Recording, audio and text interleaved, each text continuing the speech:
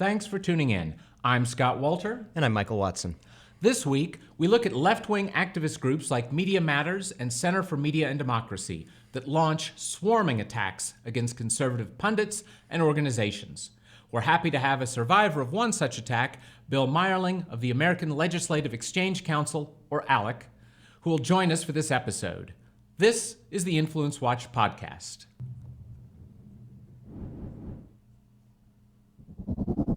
Last week, The Atlantic, a magazine that purports to be, quote, of no party or clique, fired its most recent hire, firebrand dissident conservative writer Kevin Williamson, formerly of National Review.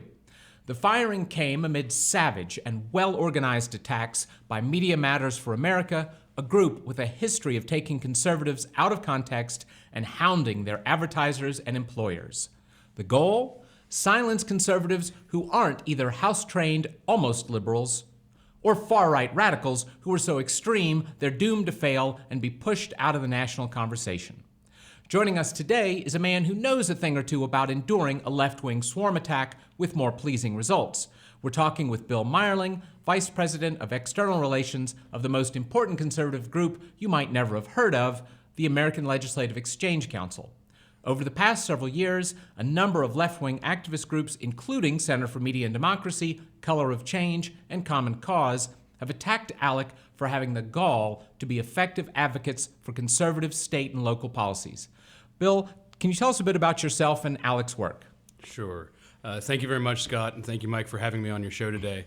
And first, I want to start off by also thanking the groups that attacked ALEC as an organization. They made us stronger and better. They made us more focused, and they gave us more opportunity to tell our story, including the story that I'm here sharing with you today. So thanks to all. Indeed, I've been with ALEC for about 5 years. Before joining the American Legislative Exchange Council, I represented some of the largest Fortune 500 companies and corporate brands and corporate reputation plans and activities across the spectrum. A little bit about the American Legislative Exchange Council. ALEC is 45 years old this year, founded in 1973 around limited government, free markets, and federalism.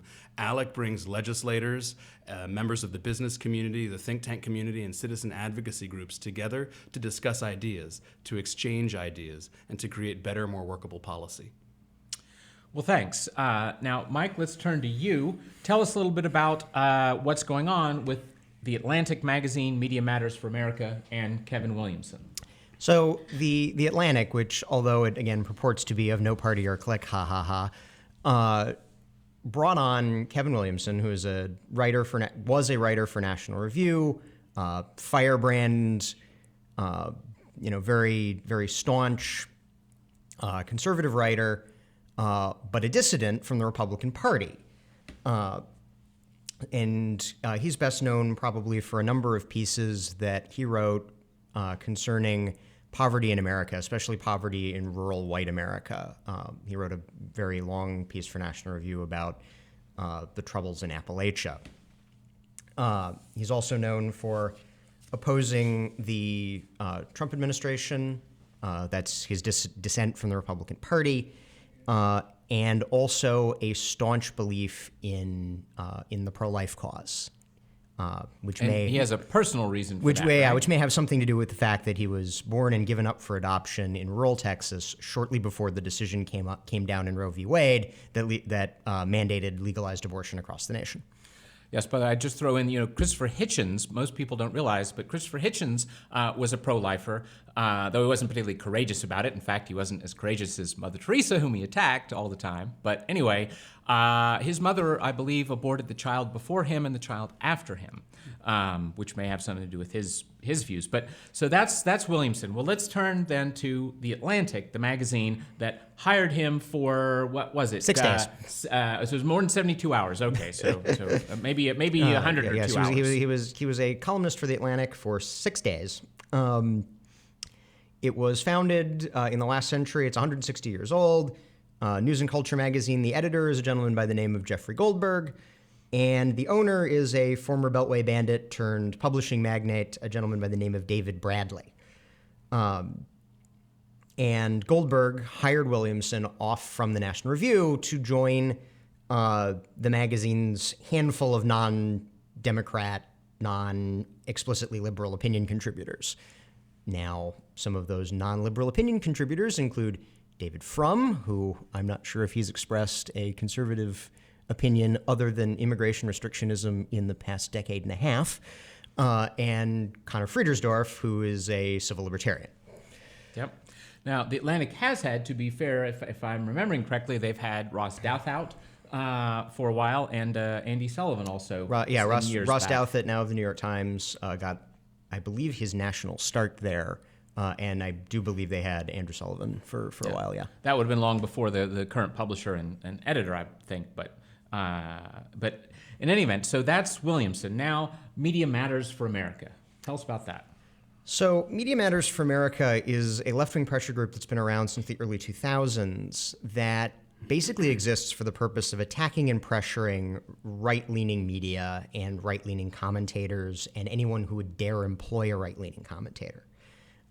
It was founded and I believe is still run by controversial Clinton family operative David Brock.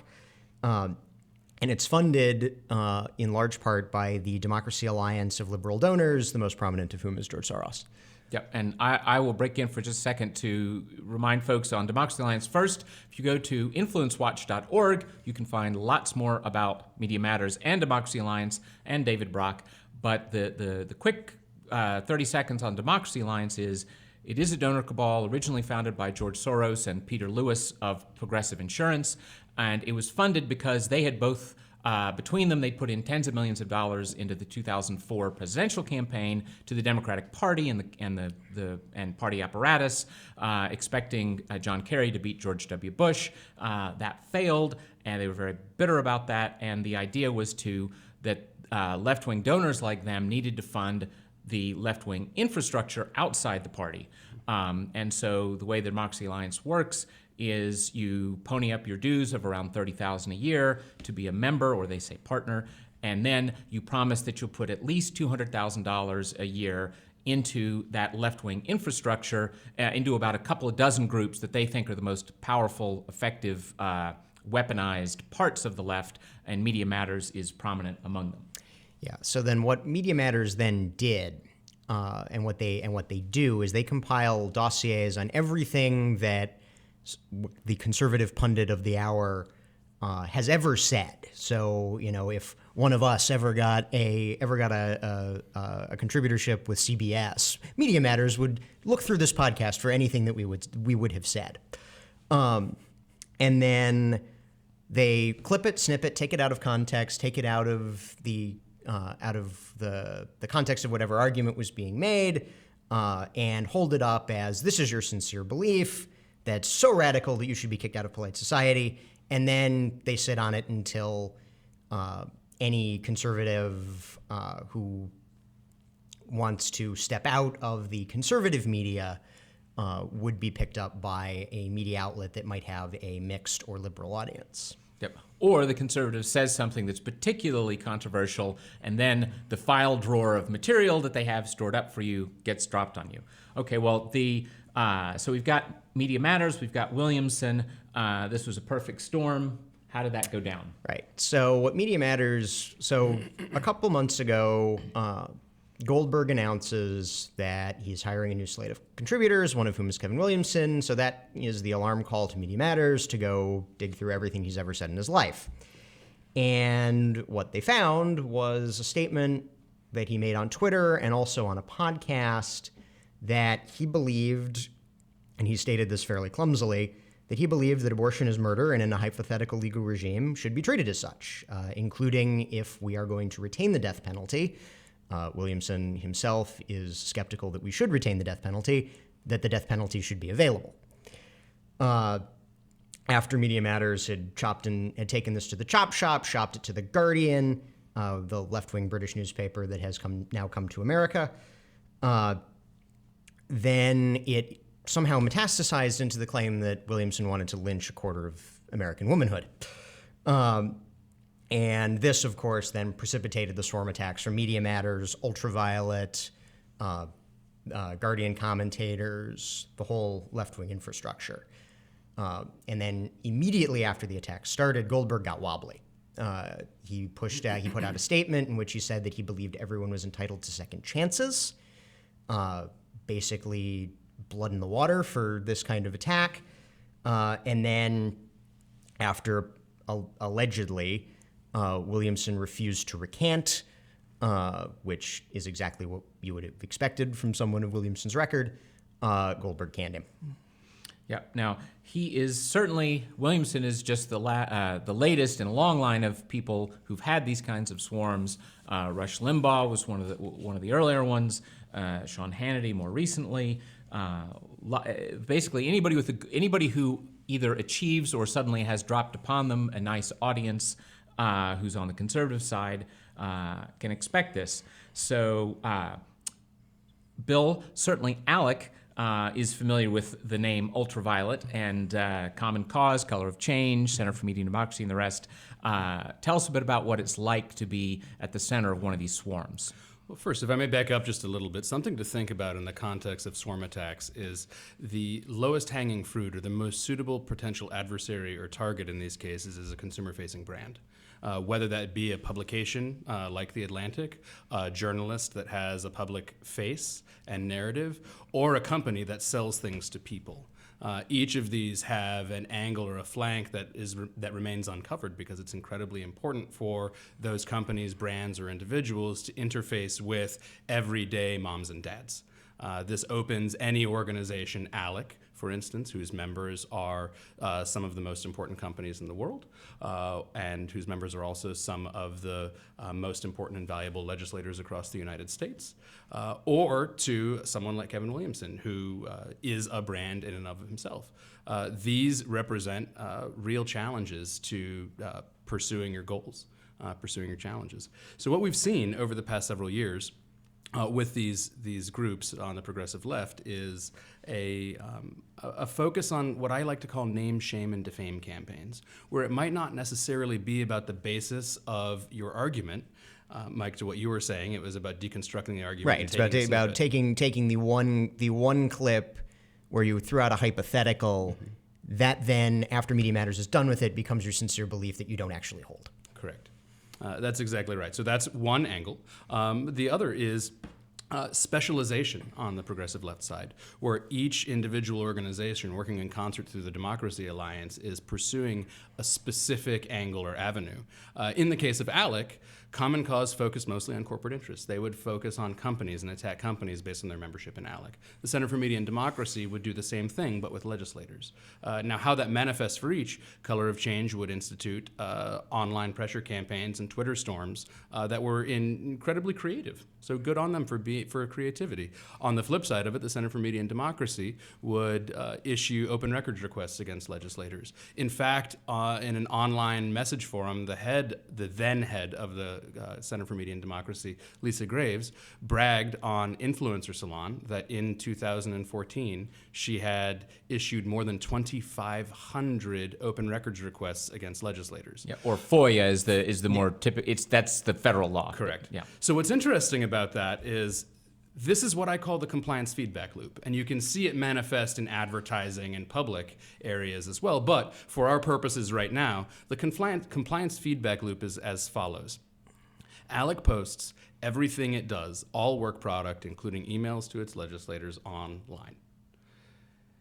Legislators receive open records requests for said information that's already publicly available. Statutorily, legislators in many states must comply with all open records or FOIA requests. That's good government. Legislators should be accountable to the people and should share that information when requested. The challenge is when that issue is weaponized, when that approach is weaponized. The information is already publicly available. You don't need someone to comply and give it to you. You simply need to go to alec.org. But instead, we've delivered a request to a legislator that requires them to fulfill it and keeps them from either serving their constituents or legislating. Yep. So that's just one of the many tactics. You talked a bit about they have a division of labor on the left for these things. So Common Cause, businesses, Center for Media and Democracy, legislators, but they also work through various identity groups as well. And so if I am a corporate executive whose company is a member of ALEC, what can I expect? Absolutely right. And this organization I'm about to speak of has influenced or been engaged in corporate pressure campaigns over the past 5 or so years using single-issue splinter groups. Now, that said, there are plenty of single-issue groups the world over. This is not anything out of the ordinary. The coordination and focus, however, is. Based in California, there's a for-profit, nonprofit, C3 and C4 called the Citizen Engagement Lab. They work as a consulting service for a variety of single-issue groups, among them Color of Change, that focuses on African-American issues, Presente.org, that focuses on Dreamers and Latinos, 18 Million Rising, that's the Asian-American group, Ultraviolet, that's gender and marriage equality. The list goes on and on and on and on to 30-plus groups, each focused on one single specific issue. The challenge is the swarm. If you have a potential brand liability as a for-profit or publicly traded company, what you don't want is to be flanked, or in this case, outflanked by a variety of different aggressors. Now, and the existence of all these individual single identity organizations makes it look like there's a lot of people behind this sort of attack. And if you're a Fortune 500 company, that sounds like a lot of customers who are angry. Correct. And what's important to recognize in this context, and what we oftentimes counsel folks the nation over, is more often than not, these are not your clients, or these are not your constituents. In many cases, these are not even real. Yes, letterhead groups is the term of art in Washington, D.C. You have a letterhead, you have impressive public figures on that letterhead as advisory councils or this or that or what have you. But in fact, the actual number of constituents that you speak for is very small. And as you say, it's a concerted campaign by the master organizers at the top with very, very little grassroots support.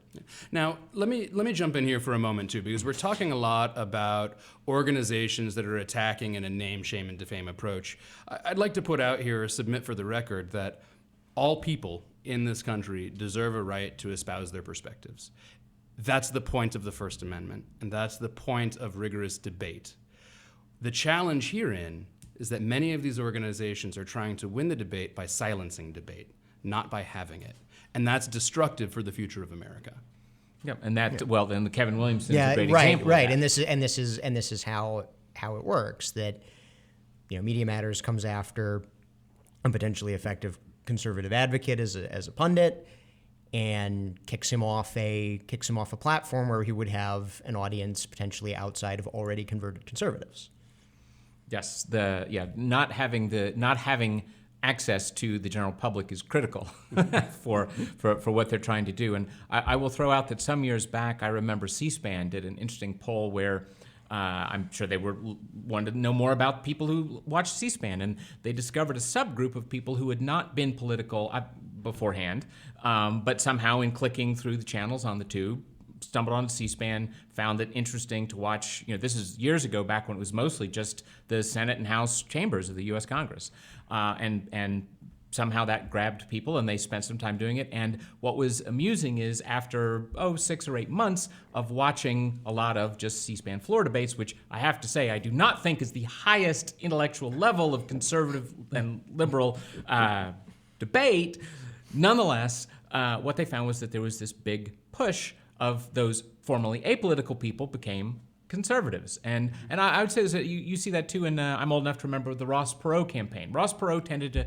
draw into his presidential campaign people who had not previously been interested in politics.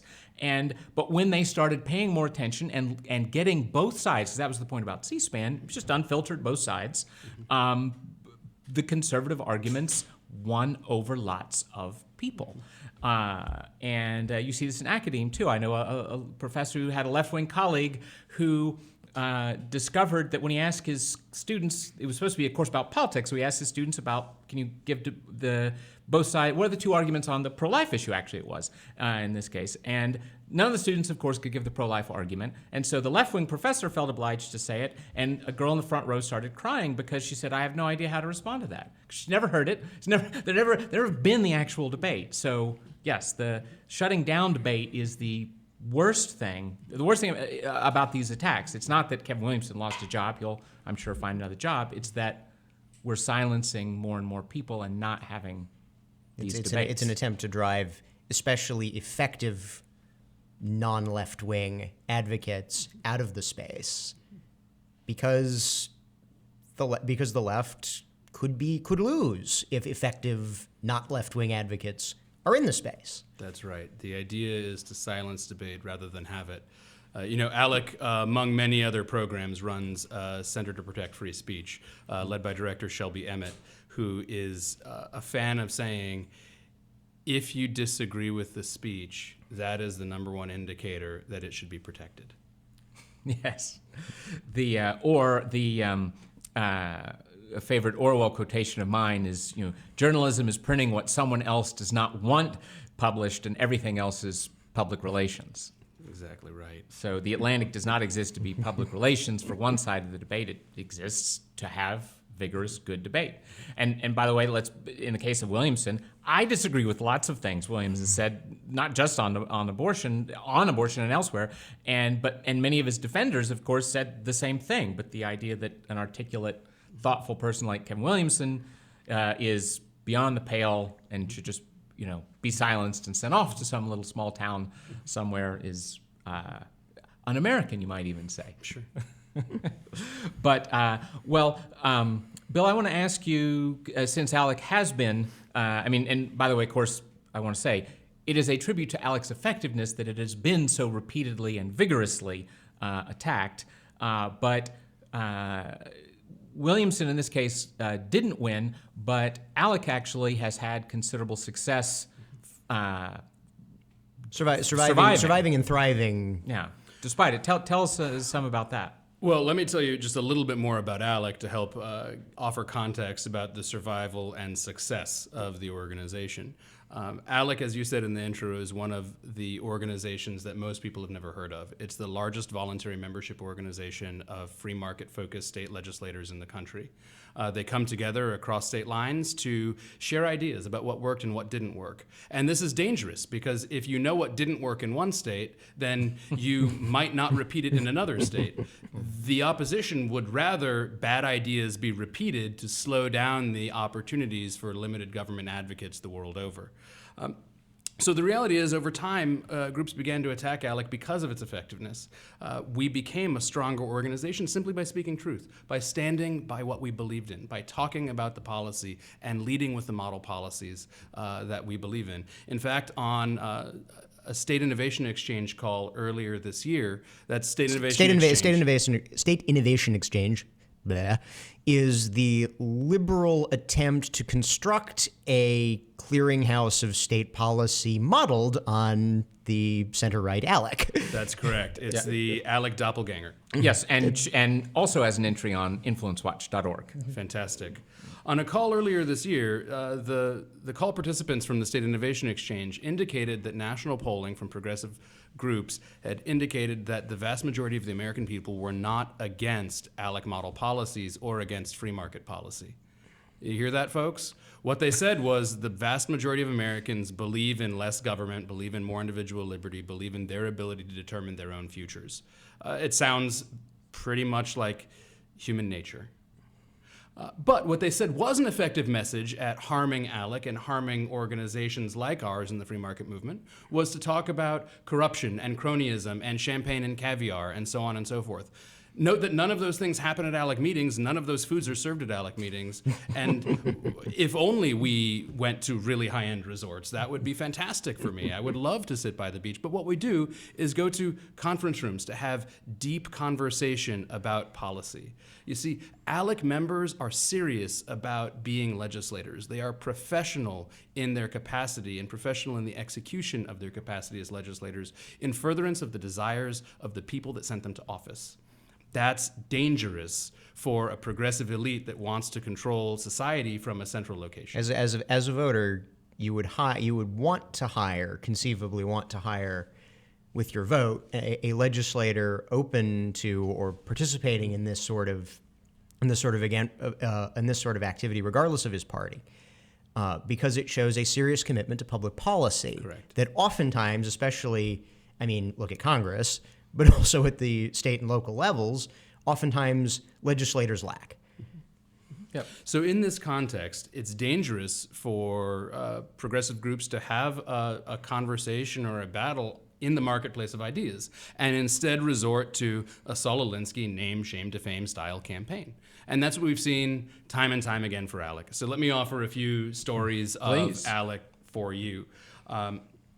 As many of you know, the American Legislative Exchange Council had at one point model policy on castle doctrine, stand your ground. As of 2012, that's no longer the case for the organization, as it recentered on business issues alone. But upon Trayvon Martin's tragic murder in Florida, the group came under attack. The group wasn't attacked directly, rather corporate members of the group were attacked. In 2012, between February 26, 2012 and April 17, 2012, up to 80 member companies stopped their membership in ALEC. Now, many of those have returned, many of those have continued to work with us, and the idea here is that those companies were attacked based on the public policy initiative of legislators that were brought by legislators to the organization and then worked through the organization again by legislators. It's an opportunity for self-determination where legislators know what works for their communities and they move forward with those. But those might be objectionable to broader cuts of society. And so that's what happened in that case. We learned a lot from that issue, learned a lot about how to position ourselves, how to talk about our issues, and how to stand by limited government, free market, and federalism priorities. Now let's fast forward to 2014 and what I fashioned the Texodus. These same organizations, Color of Change, Forecast the Facts, Common Cause, Media Matters for America, and others attacked Google and Facebook and Yelp and any tech sector Silicon Valley organizations because of their membership in ALEC. Essentially, they used the Alinsky tactic of making the enemy live up to their own definition of virtue. Let's use Google as an example, with Google or now Alphabet's motto being "Don't be evil," and other third-party groups such as the Southern Poverty Law Center labeling the vast majority of conservatives as evil. It makes it then easy for organizations like Color of Change or Common Cause or what have you to go to Google and say, "Google, you say you're not evil, but you fund groups that SPLC says are evil, therefore you are evil. How dare you?" So it's very, very simple logic, but it's an easy way for companies to be pressured into making decisions that are not in the best interest of their companies. That's one, and I can go into that for hours and hours on end, but perhaps your viewers won't want to hear about that. I will, however, give you a few more specific examples of swarm tactics that were used against ALEC during the campaign to share the true ALEC message. So during the Texodus, after Google left, Eric Schmidt, executive chairman of Google, was on book tour in Washington, D.C., and announced on air on the Diane Rehm Show on NPR, nationally syndicated program, that he was leaving ALEC and Google would leave ALEC because of allegations of climate change denial. For the record, ALEC doesn't have a position on the science of climate change. We do have strong positions against subsidies and mandates of all types, a broadly held conservative position after all. Including for solar and wind. Sure. Yeah. So what we have here is Eric Schmidt making an announcement on the Diane Rehm Show. That's fine. He's entitled to do so. Logical follow-up for the Diane Rehm Show. We should have ALEC on so that they can respond. Logical thing for us to accept. It was like a presidential debate. And the committee for the presidential debates, how ALEC had to work back and forth with the producers to identify and work with who would be the folks on the show. After weeks of discussion, they announced who would be on the show, put it on npr.org at 4 or 5 p.m., swarm. Wouldn't you know it, progressive activists indicated to NPR that the panel was insufficiently balanced. The panel, as it was originally planned, had Diane Rehm, it had Lisa Nelson, the CEO of the American Legislative Exchange Council, it had Grover Norquist from Americans for Tax Reform, and it had John Nichols from The Nation. So that seems pretty balanced to me. 2 and 2. Right. Ream's a liberal. The Nation is explicitly left-wing, and then 2 conservatives. Correct. So instead of actually doing that, we went to bed, and that's what was going to be the show the next morning. We showed up at the studio, and Miles Rappaport, the CEO of Common Cause, was now on the docket. The online swarm had indicated to NPR that this was an objectionable mix and that it must be corrected in order to properly qualify NPR as a nonpartisan organization. That's just one. The next one, Tom Hamburger from the Washington Post. He is a fantastic journalist, a fair person. He does not pull punches, and he does his research better than most. Incredible person. He attended our States and Nations Policy Summit. That's our winter meeting here in DC that same year, 2014. He had unencumbered access to task force meetings, to our board dinner, and he wrote what he saw.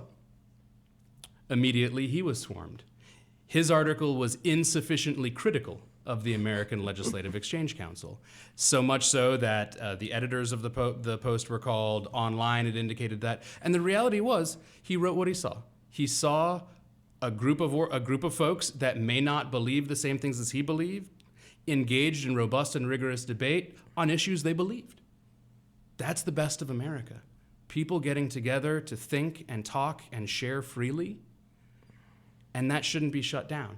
But in every single avenue, through every single approach possible, this cabal, it's not all, but these groups of progressive activists aim to shut down debate instead of live the best ideals of American public policy. Strangling funds is one crucial thing here. We mentioned the Stop Rush effort some years back. And that was launched, again, with a tiny little cabal of folks, about a dozen guys living in mommy's basement, creating hundreds of fake accounts to harass advertisers on stations that played Rush Limbaugh. And it was often a hilarious thing because it'd be somebody from California writing a station in Mississippi saying, "I'm never going to shop at your store again," which was probably not much of a threat. But anyway, the point was to shut down the advertisers for that. Other conservatives who make money off of selling things online that are branded to them, attacked. Breitbart News advertisers and other conservative websites. Again, they want to go after the business angle to this is often underappreciated. Going after businesses that in some way are making it possible for conservatives to have their own platforms, and shutting that down and strangling it is critical. So your work with corporations is terribly important, I think. Sure, and let me take that in a different direction for a moment. As we've all discussed earlier, the group Citizen Engagement Lab, and then as we've also discussed, the group Color of Change. Color of Change is particularly focused on attacking companies and creating brand liabilities for them. Indeed, they were one of the principal groups that attacked ALEC and ALEC member companies in 2012 through 2014 or 15. But since then, they've basically been taking a victory lap with their executive director, Rashad Robinson. And as I mentioned at the beginning of this conversation today, they fine-tuned their work against ALEC and used that model to pressure any other type of organization or company the country over. So let me start actually by asking if we could roll a quick audio clip of an advertisement sent to companies by Color of Change. CVS. When you hear that company's name, do you think of the law that protected Trayvon Martin's killer? Do you think of laws that suppressed the black vote? You should. Major companies are funding the American Legislative Exchange Council, ALEC for short, which is attacking the rights of African Americans, Latinos, and workers across the country. Tell CVS to stop funding ALEC. Text BAD LAWS to 30644 to get involved. Startling, isn't it? Now, what I'll tell you is there's not an ounce of truth in that advertisement. I'll also tell you this might be the first time that advertisement has ever been aired. Because what Color of Change did to hundreds of companies is send them a letter simply saying, withdraw now or we air this ad. It was blackmail. It was backroom blackmail, focused on advertisers and focused on creating brand liability for companies that were working to exact public policy outcomes that advanced business. Businesses pay taxes, businesses employ people. Without businesses' existence, there is no America. These ads were used to create intentional harm against folks that were just doing their jobs. Now, that takes it one step further. That's one example of what Color of Change did, and that's an example that they used in repetition to great effect with other organizations. Color of Change did the same exact thing to Google around sponsoring the Republican National Convention last time around in 2016. And don't take it from me, take it from them. I encourage all of your viewers to go to the1a.org. That's the replacement NPR show that filled the Diane Rehm time slot upon her retirement. On April 20th of 2017, Rashad Robinson was taking a victory lap after pressuring News Corporation to fire Bill O'Reilly and talked specifically about ALEC and their pressure campaign and how they used that exact strategy against companies for PAC contributions, for their involvement with specific political parties, for their investment in C3s, C4s, and any sort of political or public policy group. It's about an hour-long victory lap explaining not only the art but the science of exactly what they did, and it's available for anyone to listen to at npr.org. Yeah, and Mike, I want to add or adjust my one of my last remarks. Part of the strategy here is to strangle all revenue sources for conservative platforms. But in the bigger picture, this is the left trying to push the entire business sector out of the politics, isn't it? Right. And a lot of these groups that we've discussed, Center for Media and Democracy, I believe Color of Change, they get funding from the major labor unions. Specifically the major public sector labor unions, American Federation of State, County, and Municipal Employees, Service Employees International Union. They would like nothing more than to have the situation they have in California, where the California Teachers Association, the Public Employee Labor Union, basically runs the state, and they want that and they would like nothing more than to have that in every state in the union, by keeping business quiet, by keeping business, by keeping free market advocates who may not necessarily be working for the business community, so to speak, by keeping them quiet and keeping them off major platforms. And then having the conservative right, the faces of the conservative right be crazy people, or people who are basically liberals but want liberalism slower. And I would just throw in quickly, since the left loves campaign finance statistics, that 7 of the 10 largest organizational donors in politics, according to the Left-Wing Center for Responsive Politics, which does a good job of tracking this, 7 of the top 10 biggest donors organizationally are unions, including the number 1. And those unions typically give, in a split of Democrat to Republican, about 97% or more to Democrats, whereas what you find in businesses, of course, is that typically businesses are more like 60-40 on the Republican side. And actually in that top 10, there's the Renaissance Technologies hedge fund, which is most famous for its right-wing donor, Robert Mercer, but actually the firm as a whole, if you take all its employees together... another one of its... Of its principals, whose name escapes me, unfortunately, is a comparable donor in scale, at least to political campaigns that are tracked by Open Secrets, and he's also a Democrat. Yeah, so it actually, the notorious right-wing company actually gives more to Democrats than Republicans. It gives almost exactly the same, I believe. Yeah, it's 50 to somewhere in the 50s or to 60%. But yes, the business, if you shoved business out entirely out of politics and left only union donors, you would have, again, a highly skewed politics, like California. Now think about this for a moment, just from a historical context, because of the messages offered by labor unions versus the narrative around business. No longer are the days of robber barons. No longer are the days of Upton Sinclair's The Jungle. Today, companies do well when their communities do well, and companies do well when their employees do well. It is in the interest of a company to do good things with its products, for its customers, and with its employee base and producer base. There isn't some oppressive regime leading companies as they were at the turn of 2 centuries ago. Today, the narrative of labor versus business is a narrative from 1897. It's not a narrative from 2018. Yep. Well, now, another corporation that got attacked in a swarm, but like Alec has not disappeared, but prospered, would be Chick-fil-A, wouldn't it, Mike? Right.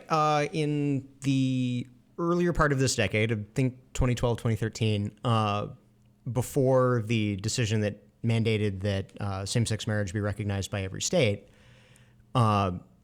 the Cathy family, which owns Chick-fil-A, I believe they're evangelical Christians. Yes. They're evangelical Protestants, very committed to their religion. That's why almost all Chick-fil-A's don't open on Sundays. And they had given funds to organizations that opposed the recognition of same-sex marriage. The Human Rights Campaign, the largest LGBT advocacy group in the country, came after them with a very severe swarm, demanded boycotts. Today, 5 years later, or 6 years later, the Chick-fil-A has a pretty high net favorability, has one of the highest net favorability ratings in the fast food industry among millennials, who are, if you believe any of the opinion polling, the most pro same-sex marriage demographic group.